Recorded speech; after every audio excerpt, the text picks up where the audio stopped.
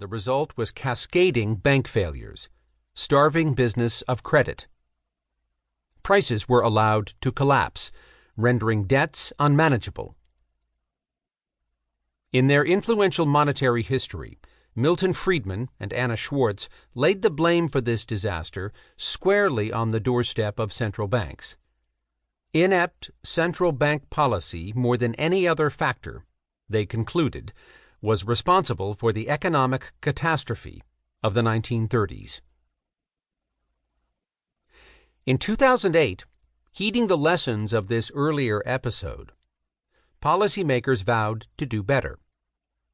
If the failure of their predecessors to cut interest rates and flood financial markets with liquidity had consigned the world to deflation and depression, then they would respond this time with expansionary monetary and financial policies.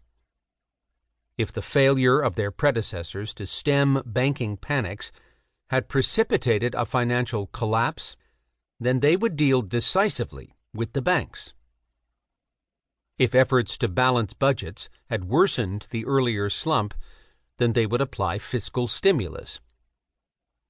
If the collapse of international cooperation had aggravated the world's problems, then they would use personal contacts and multilateral institutions to ensure that policy was adequately coordinated this time. As a result of this very different response, unemployment in the United States peaked at 10% in 2010.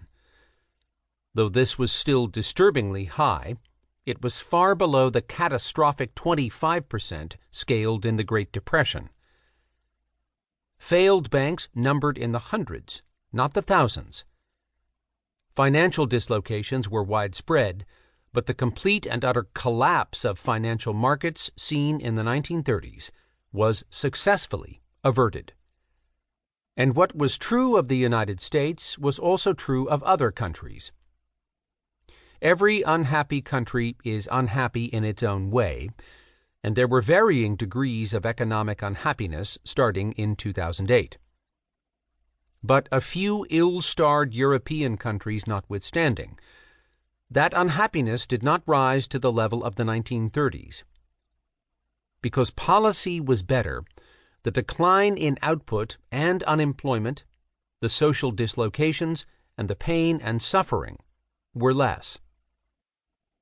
Or so it is said. Unfortunately, this happy narrative is too easy.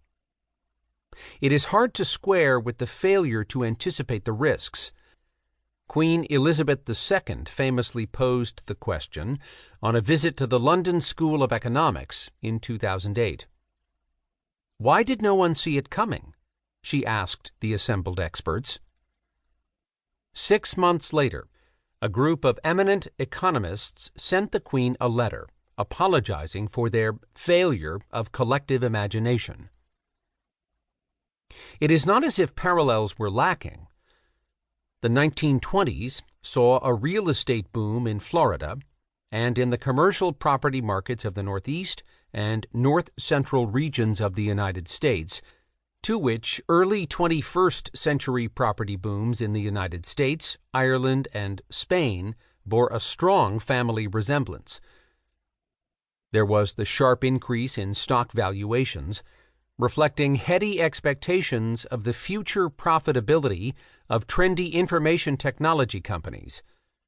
Radio Company of America, RCA, in the 1920s, Apple and Google 80 years later.